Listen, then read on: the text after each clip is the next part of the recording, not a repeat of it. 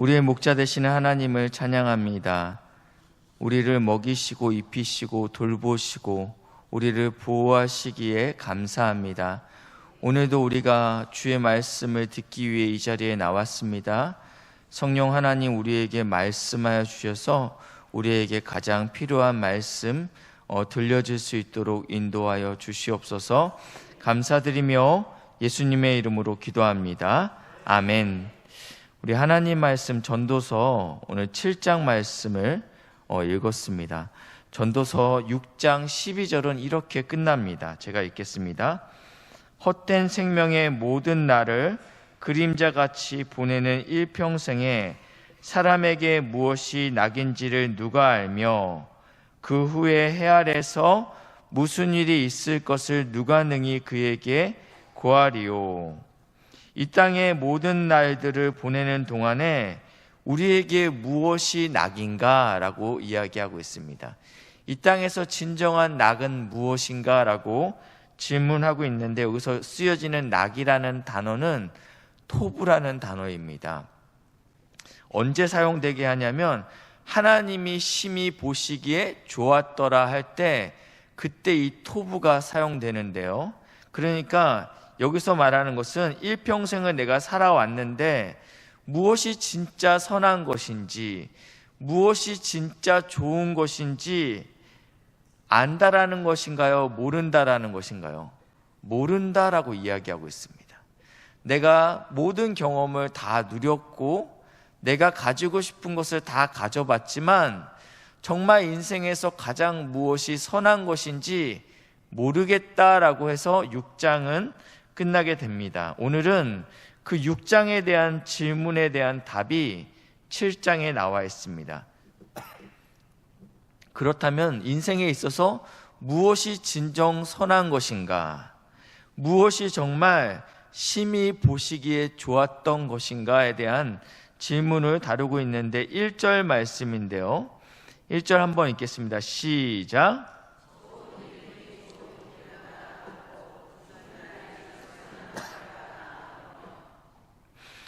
좋은 이름이 좋은 기름보다 낫다라고 쓰여 있는데, 이 성경에서 이 기름이라는 이 단어가 여기서는 이렇게 쓰여지고 있는 것입니다. 성경시대, 이 성경이 쓰여졌을 당시에는요, 이 재산을 축적하기 위해서 저희처럼 은행이 있는 게 아니죠. 그래서 어떠한 사람들은 이 기름으로 재산을 모았습니다. 성경을 보게 되면요, 엘리사 선지자에게 어떠한 과부가 찾아오게 됩니다. 사실은 이 과부는 그의 남편은 사실은 엘리사의 제자였습니다. 그러니까 그 남편도 선지자였죠. 근데 갑작스럽게 이 남편이 죽게 되자 이 과부만 홀로 남은 것입니다. 지금도 그렇지만 이 당시에 여자가 홀로 있는다라는 것은 끔찍하게 어려운 일이었습니다. 일을 할 수 있는 게 아니었죠.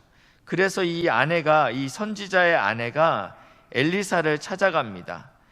이러다가 나의 두 자녀도 종으로 팔릴 형편입니다. 어떻게 해야 됩니까? 자신의 안타까운 상황을 이 엘리사에게 고하게 됩니다. 그때 엘리사가 우리는 이해할 수 없는 어떤 일을 순종하라고 이야기합니다. 어떤 걸 순종하라고 했죠? 이웃들에게 그릇을 할 수 있는 만큼 많이 빌리라고 했습니다. 사실은 이것은 이해하기 어려운 명령이었습니다. 우리가 너무나도 잘 알고 있는 이야기인데요. 엘리사가 이 과부에게 이렇게 묻습니다. 너에게 무엇이 있느냐? 그렇게 물으니까 저에게 있는 것은 기름 한 그릇밖에 없습니다 라고 이야기하니까 이러한 명령을 내린 것이죠. 모든 이웃에게 기름을 빌려라. 너무나 잘 알고 있다시피 빌려온 모든 그릇에 기름을 가득 채우자 이 기름이 떨어졌다라고 표현되고 있습니다. 그래서 이 기름을 팔아서 빚을 갚고 남은 것으로 생활하라. 그러니까 이 기름이 그 당시에 제물 역할을 할 수 있었다라는 것입니다. 우리가 또 한 가지 사건을 알고 있는데 기름이 생각보다 비쌀 수 있다라는 것입니다. 한 여인이 예수님의 발치에 앉아서 300데나리온이나 되는 값비싼 향유를 깨뜨려서 그의 발에 붓습니다. 이 300데나리온은요 1년 풍싹입니다. 1년치 연봉이나 되는 것이죠. 그러니까 굉장히 값어치가 있는 것이었습니다.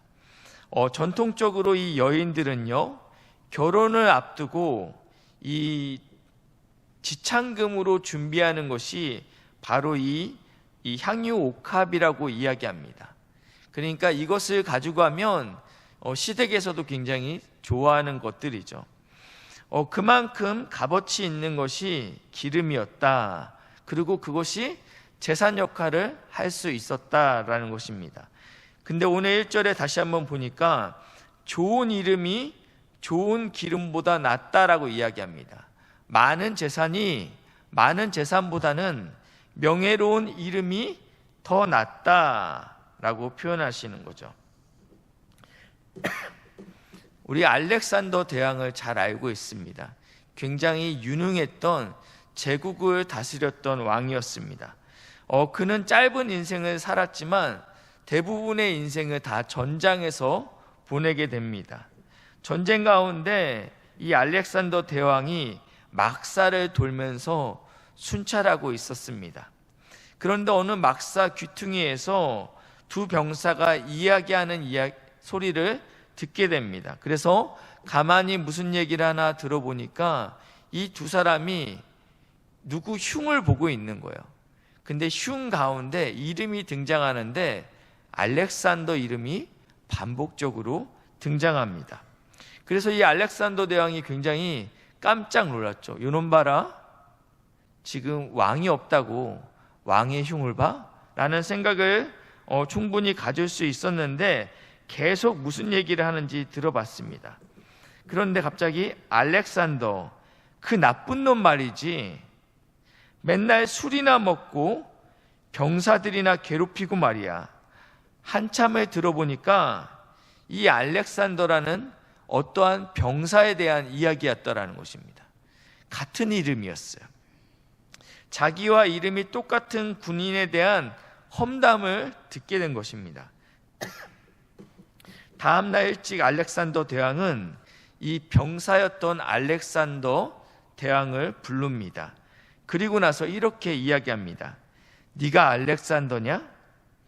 당장 네 이름을 바꾸던지 아니면 똑바로 살던지 둘 중에 하나를 선택하라. 나랑 이름이 같은데 엉망으로 살 거라면 차라리 이름을 바꾸라라고 이야기하는 것입니다. 이만큼 이름에 대한 어떠한 존중과 명예는 굉장히 중요합니다. 1절 하반절 말씀 제가 읽습니다. 죽는 날이 출생하는 날보다 나으며, 2절입니다. 같이 읽습니다. 시작.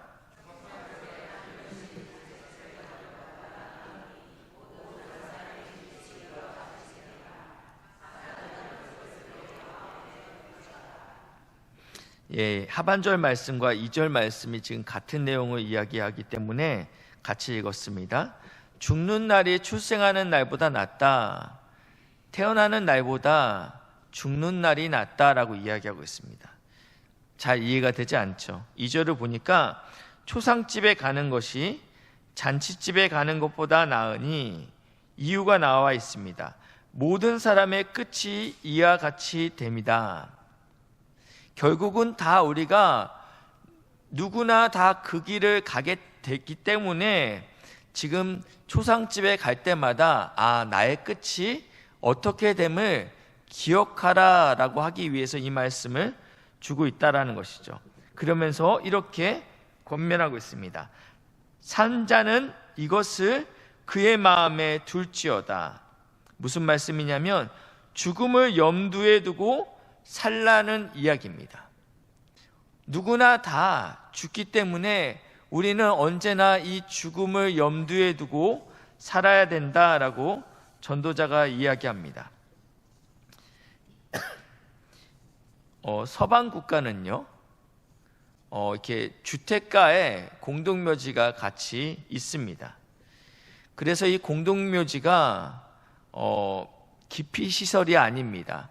혐오 시설이 아닙니다. 이 공동묘지는 사람들이 아침에 운동을 하는 공원이 되기도 하고 또 어떤 데는 관광지도 되기도 합니다. 무슨 말씀이냐면 서방에서의 이 공동묘지는 혐오 시설이 아니라는 것입니다. 그러나 우리나라는 어떠합니까? 시내에서 멀리 떨어진 그 외곽, 산 중턱에 이 공동묘지들이 대부분 있습니다. 우리 마을에 화장터가 들어온다, 우리 마을에 공동묘지가 들어온다, 그럼 플랜카드가 걸리겠죠? 환영합니다 이렇게 걸릴까요? 집값 떨어진다고, 결사 반대, 기피시설, 혐오시설이 왜 우리 마을에 들어와야 되느냐라고 난리를 칩니다. 이 서양인들은 이 죽음에 대해서 우리가 죽음과 늘 일상 가까이 있다, 우리가 이것을 기억해야 된다라고 이야기하지만 우리에게 죽음은 무섭고 두려운 것입니다. 그러나 예수 안에 있는 자들에게는 이 죽음이 기쁨이 될 줄 믿으시길 바랍니다. 이 전도자는 우리에게 죽음을 기억하라 라고 말하고 있습니다. 이것이 토부다, 이것이 선한 것이다 라고 말씀하고 있습니다. 모세도 비슷한 고백으로 기도하는데요, 시편 90편입니다.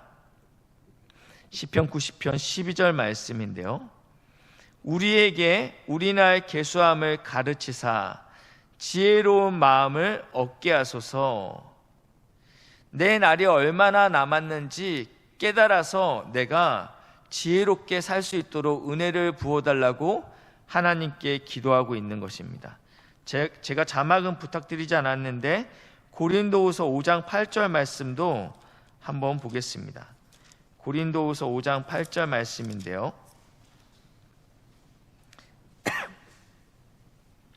우리가 담대하여 원하는 바는 차라리 몸을 떠나 주와 함께 있는 그것이라.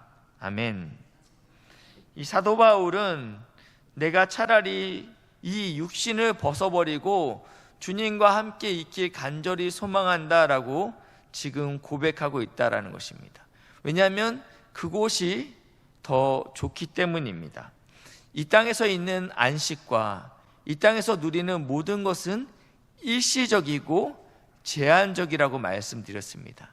우리가 주님 안에 섰을 때 이것은 영원합니다.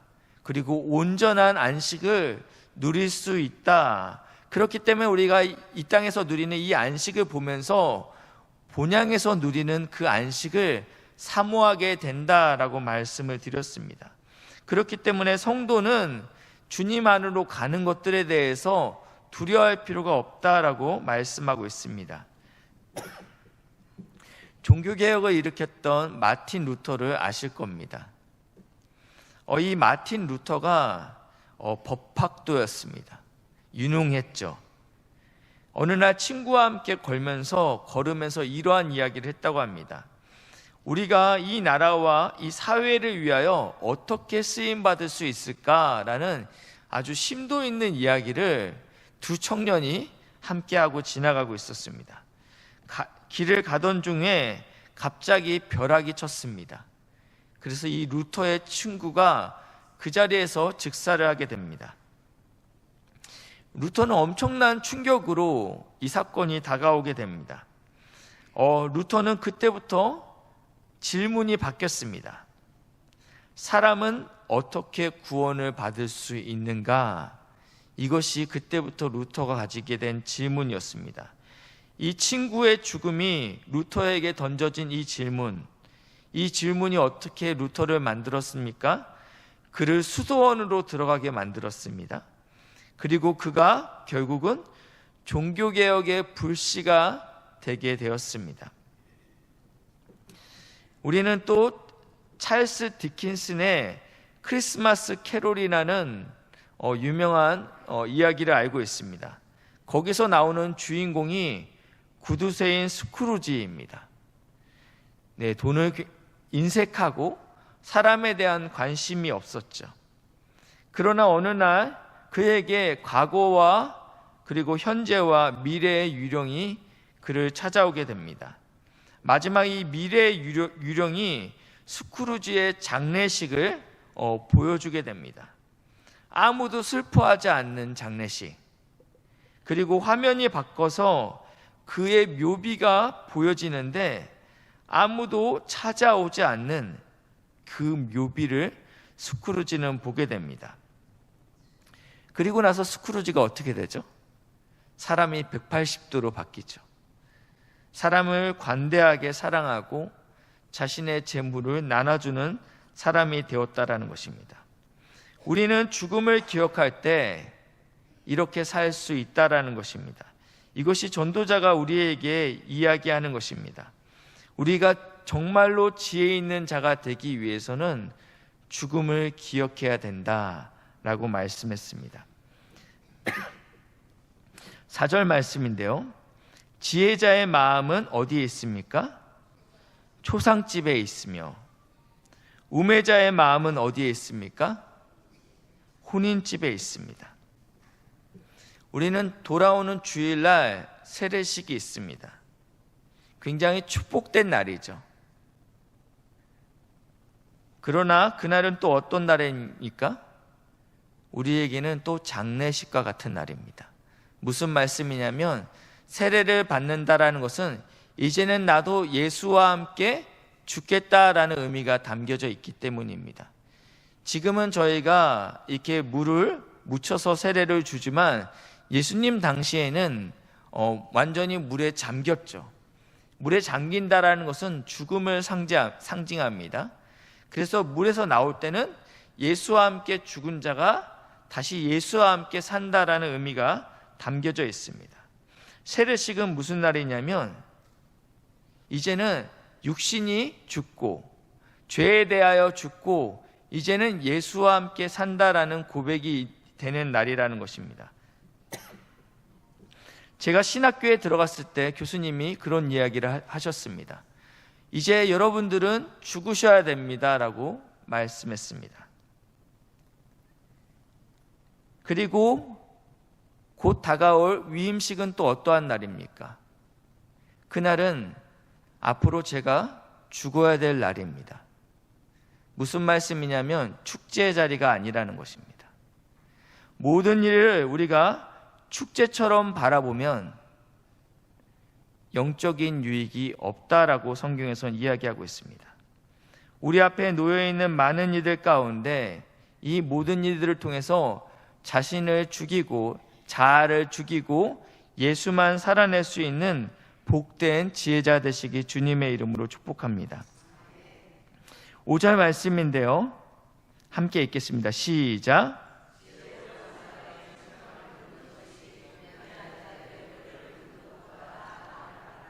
6절은 제가 읽겠습니다. 우매한 자들의 웃음소리는 솔밑에서 가시나무가 타는 소리와 같으니 그것도 헛되니라. 아멘. 책망을 듣는 것이 노랫소리를 듣는 것보다 낫다라고 이야기하고 있습니다. 우리는 책망을 듣기 싫어합니다. 누가 책망을 듣는 걸 좋아합니까?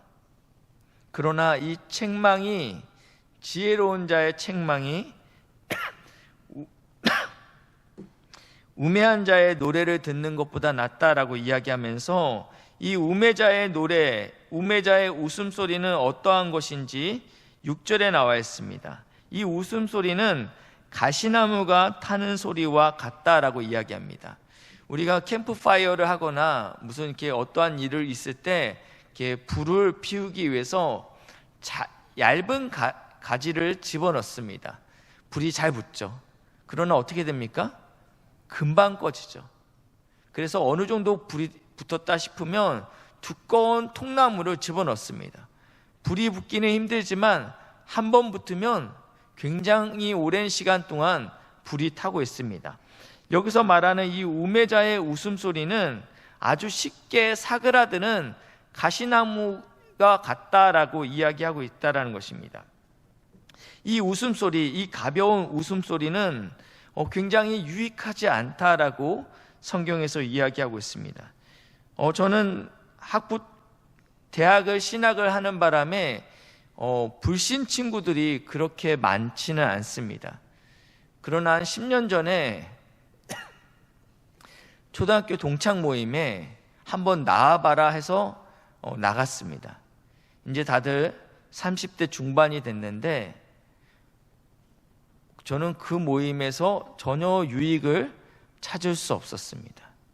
30대 중반이 됐지만 입에서는 저질 농담이 나오고 있고, 이미 결혼을 했지만 그곳에서 다른 여자친구를 만나고자 하는 친구들을 보게 됩니다. 이러한 것들은 천박한 것입니다. 근데 이러한 것들이 아니라 책망 듣기를 좋아하라 라고 이야기합니다. 책망을 듣게 되면 우리는 좌절하게 되는 것이죠. 두려운 것이죠. 그러나 이 좌절은 웃음보다 더 많은 것을 우리에게 가르쳐 줍니다. 좌절은 우리에게 유익이 된다라고 이야기하고 있습니다. 인생 가운데 어려움이 찾아올 때 그것이 우리에게 복이 되는 줄 믿으시기 바랍니다. 제가 아는 선교사님이 선교 사역을 하다가 가정의 아픔과 또 여러 가지 어려움으로 인해서 선교를 더 이상 할 수 없어서 한국에 돌아오게 됐습니다. 피클은 40대 사역지가 없어서 1년 8개월을 택배와 그리고 오토바이 배달 일을 하면서 근근히 버텨셨습니다. 이분이 참 많이 울었어요. 참 많이 힘들어했어요. 아직 젊잖아요. 아직 뭔가를 할 수 있을 것 같은데 선교사로서도 실패한 것 같고 목회자로서도 실패한 것 같은 그 절망감이 이분을 너무나도 힘들게 만들었습니다. 그분이 최근에 글을 쓰셨습니다. 그런데 하나님께서 이분에게 이렇게 물으셨다고 이야기합니다. 네가 정말 나에게 온전히 충성했느냐라고 물으셨다라고 이야기합니다.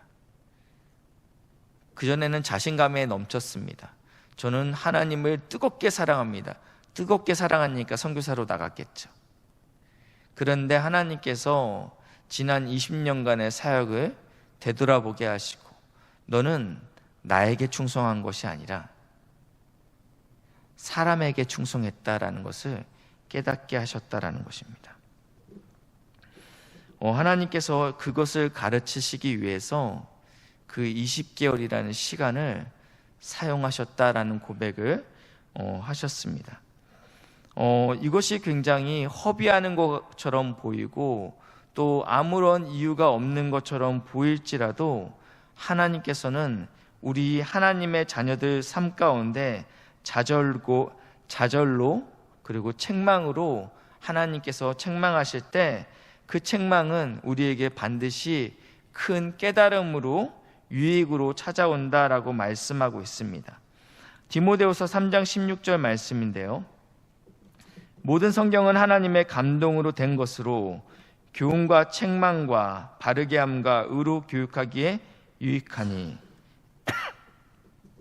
하나님께서는 하나님의 자녀가 한눈 파는 것을 크신 분노로 질투하심으로 진노하신다라고 말씀하고 있습니다.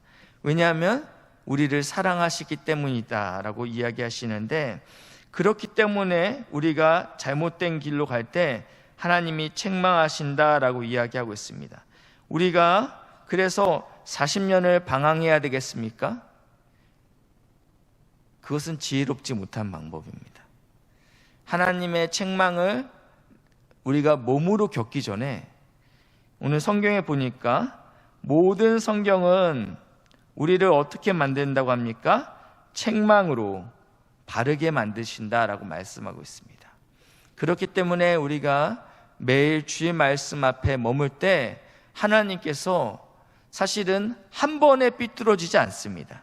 그렇죠? 조금씩, 아주 조금씩 삐뚤어지니까 그게 10일이 되고 한 달이 되고 1년이 되니까 이만큼 삐뚤어지는 거예요. 그래서 하나님이 치시면 아프잖아요. 근데 우리는 늘 조금씩 삐뚤어질 수밖에 없습니다. 기타도요, 줄을 맞춰 놓으면요, 완벽한 줄이라고 하지만 30분만 지나면요, 조금씩 바뀌어져 있어요. 그게 일주일이 지나면요, 더 이상 칠 수 없게끔 바뀌어집니다. 그렇기 때문에 매일 조율합니다. 그것이 우리에게는 말씀이라는 것입니다. 매일 집밥을 먹고 매일 새벽 예배를 통하여 우리 삶 가운데 하나님의 책망을 들으시는 복된 믿음의 동역자들 되시길 주님의 이름으로 축복합니다.